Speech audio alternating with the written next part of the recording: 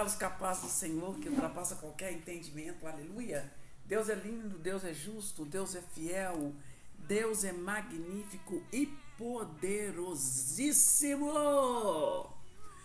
Entra aí já, compartilhando, deixando seu comentário, deixando seu like.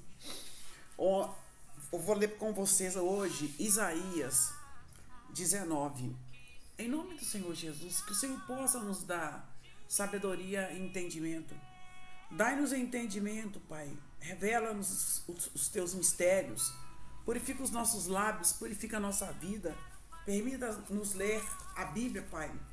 Esse marco não será removido, porque é da vontade de Deus. Esse é o marco do crente, a palavra do Senhor. E aqui, gente, no capítulo 19,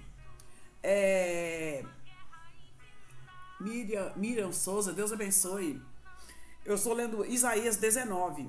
E aqui é uma profecia contra o Egito. Nós sabemos que o Egito existe há uns 5.000 anos, mais ou menos, né? E aqui há uma profecia contra o Egito.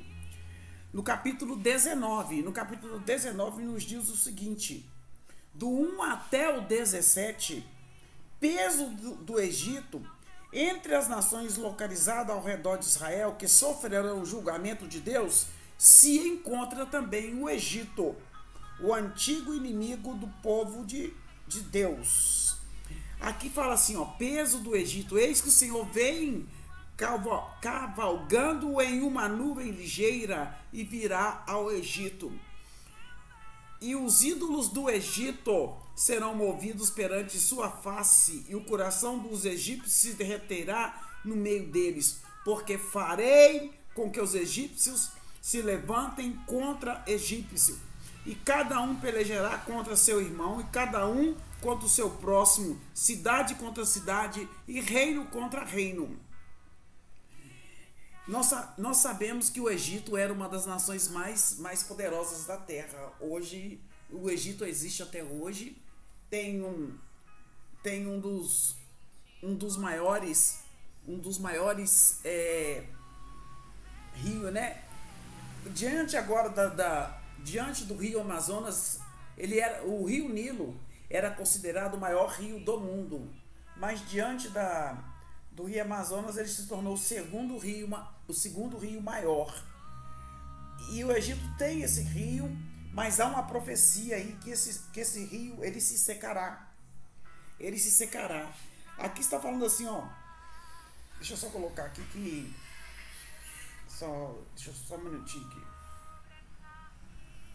Meu Deus, tem misericórdia, que tem tá feio. As pessoas estão depravadas mesmo, só Deus, em nome de Jesus. E aqui, gente, quando fala assim, o espírito dos egípcios se esvairá dentro deles, e eu destruirei o seu conselho, e eles consultarão os seus ídolos encantadores e adivinhos e mágicos. E ele falou assim também: e entregarei os egípcios nas mãos de um senhor duro, um rei rigoroso os dominará, diz o Senhor dos exércitos. E esse rei aqui, ele dominou lá no Egito durante 60 anos. E aqui é um comentário que esse rei chamava Shabaca. Ele era um etíope, tá? Ele era um etíope e... Deixa eu só outra coisa. Ele era um Shabaca, um egípcio. Do 5 até o 10, e faltarão... Olha bem a profecia contra o rio Nilo. E faltarão as águas do mar, e o rio se esgotará e secará. Também os rios apodrecerão e se esgotarão e secarão os canais do Egito. As canas e os juncos se murcharão. A relva está junto ao rio, junto às ribanceiras dos rios. E tudo que foi semeado junto ao rio se secarão e serão arrancadas e não subsistirão. E os pescadores gemerão e suspirarão todos que lançam anzol ao rio, e os que estendem rede sobre as águas desfalecerão. E envergonhar-se-ão os que trabalham em linho fino, e os que tecem pano branco. E os seus fundamentos serão despedaçados, e todos que trabalham por salário ficarão com tristeza na alma. Esse aí é do 5 até o 19. E faltarão águas. Eu estava fazendo uma pesquisa aqui a hora que eu estava lendo esse capítulo 19 para ver qual é a situação do rio Nilo nos dias de hoje. O rio Nilo, há uma profecia contra o rio Nilo, contra o Egito, mas o rio Nilo ele existe até hoje. O rio Nilo ele é um rio muito, muito grande. Ele era considerado o maior rio do mundo, mas agora se tornou o segundo rio maior do mundo, depois do rio Amazonas. E há uma profecia contra eles, contra o rio Nilo. E agora, parece que essa profecia está acontecendo agora. O rio Nilo está se acabando. Tudo quanto é dejeto é lançado nesse rio. Não há um cuidado com o rio. O próprio ser humano está acabando com o rio Nilo. E essa profecia contra o rio Nilo, né? E está acontecendo agora. No 5 até o 10, né? E visto que o Egito depende do rio Nilo para seu sustento, Deus permitirá seu fracasso a fim de que um grande desastre irrompa em meio a todas as formas de vida. Deus controla a natureza, assim sendo todas as pessoas dependendo dele. Quem controla a natureza é Deus. É Deus quem controla. E aqui, gente, no capítulo 19, do 11 ao 15, está falando dos sábios. Na hora dos problemas, as nações estão prontas a buscar conselheiros políticos e não a Deus. Eles não buscam conselho com Deus. Que lhes dê alguma orientação. Primeira coisa que nós temos que buscar é conselho com o Senhor. E aqui do 11 até o 15 está falando assim: na verdade, loucos são os príncipes de Zoan, o conselho dos sábios conselheiros de Faraó se embruteceu como, pois o Faraó, direis, sou filho de sábios, filhos de reis antigos. Onde estão agora os seus sábios? Anuncie-te agora ou informe-te, porque de que o Senhor dos Exércitos determinou contra o Egito. Loucos se tornaram os príncipes de Zoan, e enganados estão os príncipes de Nof. Eles farão errar o Egito, e eles que são a pedra de esquina das suas tribos. Que o Egito já foi o Senhor Egito, né? Já foi o Senhor Egito. E aqui, em vez de eles procurarem conselhos com o Senhor, eles buscam conselhos com os sábios. Nada foge do controle do Senhor. No entanto, esses homens apenas são conselheiros sábios se confiarem em Deus. Nós nos tornamos sábios quando confiamos em Deus. O que era Zoan? Zoan era uma cidade do delta egípcio, próximo a Israel. E Nof, com frequência, serviu de capital ao norte do Egito.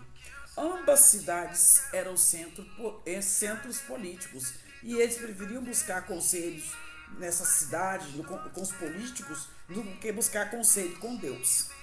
Aí no 16 até o 22, verso 16 até o 22, está falando assim: naquele tempo, os egípcios serão como mulheres e temerão por causa do movimento da mão do Senhor dos Exércitos, porque ela se há de mover contra eles.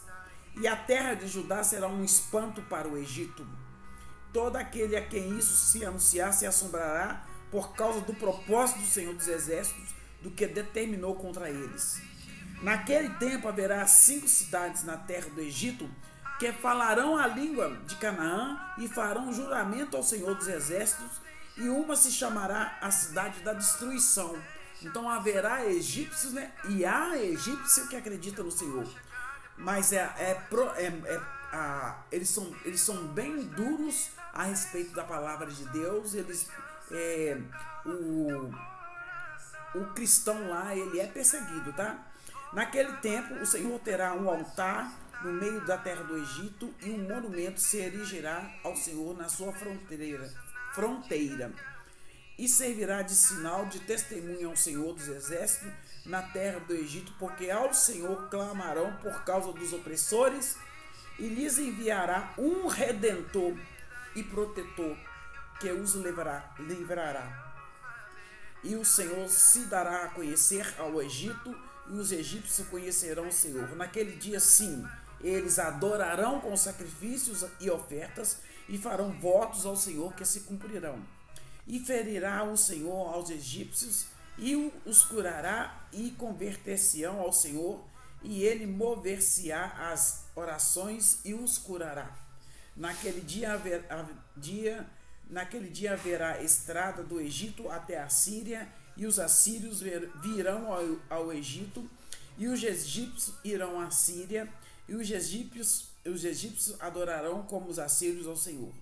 Naquele dia Israel será o terceiro com os egípcios e os assírios, uma bênção no meio da terra, porque o Senhor dos Exércitos os abençoará, dizendo: bendito seja o Egito, o meu povo, e a Síria, a obra das minhas mãos, Israel, a minha herança. É Deus quem controla tudo, né, irmãos? E esse versículo aí, até o 25, esses versículos também referem-se às bênçãos futuras na consumação do reino de Deus. Egito e a Síria, como representantes de todos os povos gentílicos, e Israel, eles vão experimentar uma salvação através do Messias, que é o reino eterno, que é o Rei eterno, e que Jesus ele veio ao mundo para estabelecer, através da sua morte e ressurreição na cruz do Calvário, estabelecer o reino eterno aqui na terra. E ele foi para que o reino dele fosse estabelecido através da pessoa do Espírito Santo de Deus. Amém? Este é o capítulo 19 em Cristo Jesus. Curta e deixe o seu like. Em nome de Jesus. Amém?